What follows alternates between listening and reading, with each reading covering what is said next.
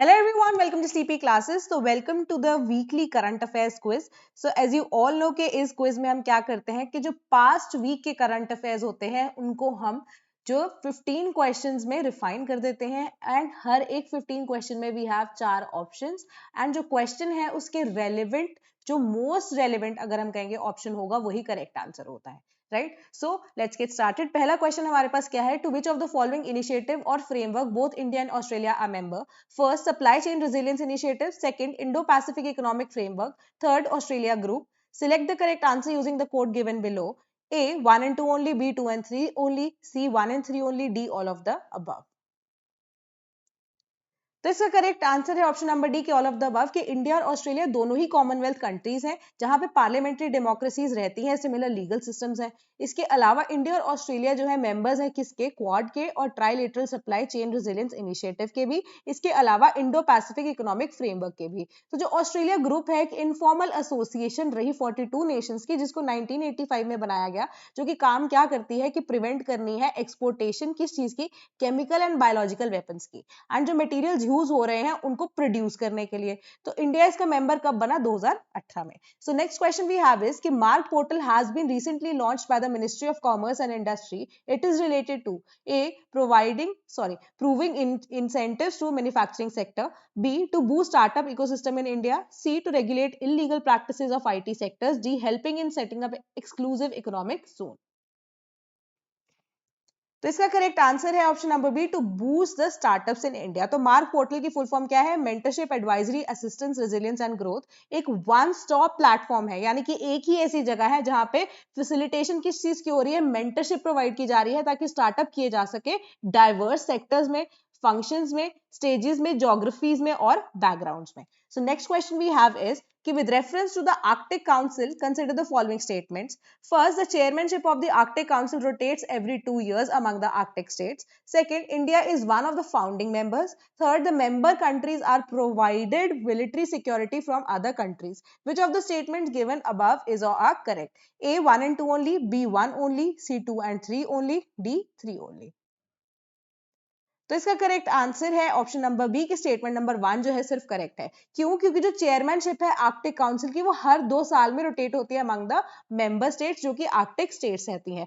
तो अब स्टेटमेंट 2 के अकॉर्डिंग जो है इंडिया इसकी फाउंडिंग मेंबर्स नहीं है. So as the name suggest कि आर्कटिक स्टेट्स जो है वही इसकी मेंबर रहेंगी. तो इसके अंडर क्या है? ओटावा डिक्लेरेशन को इस्टेब्लिश किया गया था, ठीक है, अंडर द आर्कटिक काउंसिल. तो इस डिक्लेरेशन के अकॉर्डिंग जो फाउंडिंग मेंबर्स हैं वो कौन से हैं? Canada, Denmark, Finland, Iceland, Norway, Russia, Sweden, United States. India एक ऑब्जर्वर स्टेटस है उसका, बट यहाँ पे वो मेंबर स्टेट नहीं है. एंड स्टेटमेंट थर्ड भी बिल्कुल इनकरेक्ट है कि ओटावा डिक्लेरेशन के अकॉर्डिंग कोई भी मिलिट्री सिक्योरिटी जो है प्रोवाइड नहीं की जाएगी. Right. So next question we have is कि consider the following statements with respect to the Gulf Cooperation Council GCC.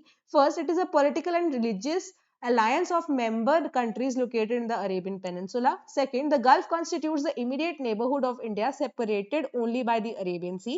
Third, members of the GCC include Iran, Iraq, Qatar, Saudi Arabia, Oman and Yemen. Which of the above statements is or are correct? A, 1 only. B, 2 only. C, 2 and 3 only. D, 1 and 3 only. तो इसका correct answer है option number B कि सिर्फ और सिर्फ second statement correct है कि gulf constitute जो इमीडिएट नेबरहुड है इंडिया के वो सेपरेटेड है ओनली बाय द अरेबियन सी. तो अभी जीसीसी एक्चुअली में है क्या? एक ऐसी पॉलिटिकल और इकोनॉमिक अलायंसेस है जिसमें 6 नेशंस इंक्लूडेड हैं जो कि अरेबियन पेनिनसुला के हैं. हेडक्वार्टर्स रियाद सऊदी अरेबिया में है. एम क्या है कि क्लोजर यूनियन हो between the energy rich gulf countries. तो गल्फ कंट्रीज में यहाँ पे बहुत ज्यादा मिनरल्स है, तेल बहुत ज्यादा मिलता है, तो आपस में उनकी क्लोजर यूनियन है. मेंबर्स कौन से हैं? Bahrain, Kuwait, Oman, Qatar, Saudi Arabia, United Arab Emirates. तो इसको एस्टैब्लिश किया गया था 1981 में ताकि सोशो इकोनॉमिक सिक्योरिटी और कल्चरल कॉर्पोरेशन जो है कोऑपरेशन इनके बीच में आपस में रहे. सो ये हर साल क्या करते हैं? गैदर होते हैं डिस्कस करने के लिए कोऑपरेशन एंड रीजनल अफेयर्स को. और जो गल्फ है वो कॉन्स्टिट्यूट करता है इमीडिएट नेबरहुड को ऑफ इंडिया जो सेपरेट हो रही है only by the Arabian Sea. India जो है एक वाइटल स्टेक है स्टेबिलिटी में, सिक्योरिटी में और economic wellbeing of the Gulf में. So next question we have is consider the following statements with respect to China Indian Ocean Region Forum. First, it is convened by China and India is not a part of the forum. Second, it aims to enhance the maritime security cooperation among the member countries in the Indian Ocean region. Third, it is an observer to the United Nations General Assembly and the African Union. Which of the above statements is or are incorrect? तो यहाँ पे गलत statements कौन सी हैं? A 1 and 2 only, B 2 and 3 only, C 1 and 3 only, D all of the above. तो इसका correct answer है option number B कि सेकंड और थर्ड स्टेटमेंट्स बिल्कुल गलत है। यानी कि सबसे पहली बात कि इसको कन्वीन्स सिर्फ चाइना करता है और इंडिया इसका पार्ट नहीं है। तो China Indian Ocean Region Forum जो है उसका पार्ट इंडिया नहीं है। तो अब हम बात किस चीज की कर रहे हैं कि इंडियन ओशन रीजन मीट जो है वो उसकी बात करेंगे। जो चाइना है पहली कन्वेंशन जो है उसकी करने वाला था, राइट, जो कि है China Indian Ocean Region Forum की, ताकि जो 19 कंट्री है अपार्ट इन द रीजन उनमें क्या है कि आपस में एक तरह से कोलैब रहे, आपस में क्लोज कनेक्ट रहे, but all of the Indian neighbours जो है इसमें इंक्लूड किया गया, इंडिया को ही एक्सक्लूड कर दिया गया। तो मेंबर्स कौन से हैं? Indonesia, Pakistan, Myanmar, Sri Lanka, Bangladesh, Maldives, Nepal, Afghanistan, Iran, Oman, South Africa, Kenya, Mozambique, Tanzania, Seychelles, Madagascar, Mauritius, Djibouti and Australia. तो जो China International Development Cooperation Agency है एक चाइना की नई डेवलपमेंट एड एजेंसी है। तो इस फोरम के अंडर चाइना स्टेप अप कर रहा है डिप्लोमेसी को in the Indian Ocean region. तो इंडिया ने भी इसके अगेंस्ट क्या किया है? India and the ocean region में अब हमारे पास IORA की फॉर्मेशन हुई, जहां पे इंडिया का स्ट्रॉन्ग इन्फ्लुएंस रहे इंडियन ओशन रीजन के ऊपर, जहां पे इंडियन बैक्ड ऑर्गेनाइजेशन यानी कि Indian Ocean Rim Association exist करती है। वेयर एज जो क्वेश्चन के अकॉर्डिंग हमारे पास सेकंड और थर्ड स्टेटमेंट थी, जो कि हम पहले मैं आपको दिखा देती हूँ दोबारा से, कि एम क्या कर रही है, यहाँ पे हम IORA की बात कर रहे हैं, बट क्वेश्चन में हमसे China Indian Ocean Region Forum पूछा गया था, राइट। तो China Indian Ocean Region Forum के लिए स्टेटमेंट्स गलत हो जाती है, क्योंकि ये दोनों के दोनों जो फंक्शन है ना बेसिकली ये IORA कर रहे हैं, ना कि China Indian Ocean Region Forum कर रहे हैं। तो IORA में 23 कंट्रीज इंक्लूडेड है, ठीक है। चाइना जो है एक डायलॉग पार्टनर है IORA का, जो कि 1997 में बना था, और जो IORA है वो ऑब्जर्वर है यूनाइटेड नेशन जनरल असेंबली का और अफ्रीकन यूनियन का इन 2015। So next question we have is, which of the following missions have the objectives to ensure the return of humans to moon? A. Chandrayaan 3, B. Parker mission, C. Artemis mission, D. OSIRIS-REx mission। तो इसका correct answer है, बहुत ज्यादा in news है, option number C, that is Artemis principle. तो Artemis 1 2 3 I always tell you कि जो पहला आर्टेमिस 1 प्रोग्राम है उसके बेसिस पे अनमैन्ड मिशन था, एंट्री री एंट्री की बात हो रही थी, वापस टच डाउन करना है अर्थ के अंदर, राइट। तो आर्टेमिस 2 जो है वो मैन्ड मिशन होगा, यहाँ पे सैटेलाइट्स डेवलप करने की बात हो रही है नासा के थ्रू, ठीक है, या फिर हम कहें कि मून के ऊपर अपना फर्दर जो फ्यूचर देखने की बात कर रहे हैं, एक्चुअली में ये वही प्रोग्राम रहता है, ठीक है। कि अब ये क्या करता है, इंटेंड करने के लिए, रीस्टैब्लिश करने के लिए human presence on the moon for the first time, Apollo 17 mission जो कि 1972 में हुआ था उसके बाद। So next question we have is, the construction of Rooppur nuclear plant in Bangladesh is being led by a Russia and Ukraine, B Russia and China, C Russia and India, D Russia and Pakistan. तो इसका correct answer है option number C, that is Russia and India. कि जो Rooppur nuclear power plant है वो construct किया जा रहा है रूपपुर में, जो कि बैंक ऑफ रिवर पद्मा है बांग्लादेश में। तो फर्स्ट कंट्री का जो न्यूक्लियर पावर प्लांट होगा बांग्लादेश में, and the first of the 2 unit जो है वो एक्सपेक्टेड है कि ऑपरेशन में आ जाएंगे 2024 में। 2018 में इंडिया, बांग्लादेश और रशिया ने साइन किया था ट्राइपार्टाइट मेमोरेंडम ऑफ अंडरस्टैंडिंग, जिसके अकॉर्डिंगली कोऑपरेशन होगी construction of Rooppur nuclear power plant in Bangladesh. So next question we have is कि blue bagging refers to A. It is a type of cyber attack done on the Bluetooth enabled devices. B. It is a type of soil degrading bacteria. C. An asteroid capable of hitting the earth. D. A scientific phenomena that occurs in the sea during the solar eclipse. तो इसका correct answer है option number A, कि एक तरह का cyber attack जिससे जो Bluetooth है वो हैक कर लिया जाता है, यानी कि जो अटैकर्स है वो एक्सेस कर लेते हैं एक डिवाइस को जो कि डिस्कवरेबल होती है through Bluetooth connection. So next question we have is कि consider the following statements with respect to SARAS 3 telescope. First, it is used to study the nature of universes, first stars and galaxies. Second, it is jointly built by the Indian Space Research Organization and the Russian Space Agency. Third, Saras 3, India's first space telescope deployed in the year 2015. Which of the above statements is or incorrect? तो again यहाँ पे आपको incorrect statement जो है वो mark करनी है। A 2 only, B 2 and 3 only, C 3 only, D 1 and 3 only. तो इसका करेक्ट आंसर है ऑप्शन नंबर बी के अकॉर्डिंग 2 एंड 3 स्टेटमेंट्स बिल्कुल गलत है, यानी कि पहली स्टेटमेंट बिल्कुल करेक्ट है कि नेचर ऑफ द यूनिवर्स की पहली स्टार्स और गैलेक्सीज जो है वो ये स्टडी करेगा। ठीक है, इसके अलावा इसको डिजाइन किया गया है, बिल्ड किया गया है रमन रिसर्च इंस्टीट्यूट बैंगलोर के द्वारा। ठीक है, तो इसरो का यहाँ पे रोल नहीं है। एंड थर्ड स्टेटमेंट के अकॉर्डिंगली इंडिया का फर्स्ट स्पेस टेलीस्कोप जो है इसको डिप्लॉय किया गया था इन द ईयर 2015। ठीक है, तो अब इसको हम कहेंगे कि जो टेलीस्कोप था वो एस्ट्रोसैट था जिसको डिप्लॉय किया गया था इन द ईयर ऑफ 2015। तो अगर हम यहाँ पे बात करें सरस की तो 2020 में एस्टैब्लिश किया गया था। ठीक है, so next question we have is कि Fujiwara effect was seen in news recently. It means A, an interaction between tropical storms formed around the same time in the same ocean region with their centers or eyes at a distance of less than 1400 kilometers. B, the effect caused by the unorganized movement of celestial bodies. C, the effect caused due to the increasing methane in the atmosphere. D, the overlapping of warm and cold currents near the equator. तो इसका correct answer है option number A कि ऐसा effect जहां पे दो tropical storms जो है सेम टाइम पे सेम ओशन में फॉर्म हो जाते हैं, बट जो उनकी सेंटर या उनकी आईज होती हैं, ठीक है, उसका डिस्टेंस जो है वो लेस देन 1400 किलोमीटर होता है, तो उसे फुजीवारा इफेक्ट कहते हैं। So next question we have is कि consider the following pairs of bilateral exercises. Exercise कौन सी है? Harimau Shakti country France, Austra Hind Australia, Garuda Shakti Indonesia, Kazin, Kazakhstan. Which of the above is or are matched correctly? A 1 and 2, B 2, 3 and 4, C all of the above, D none of the above.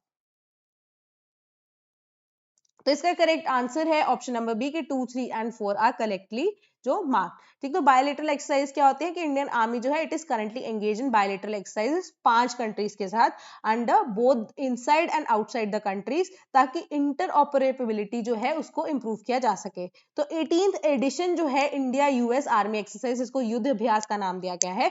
It is under the way at Auli in Uttarakhand, that is about 100 kilometres from the line of actual control.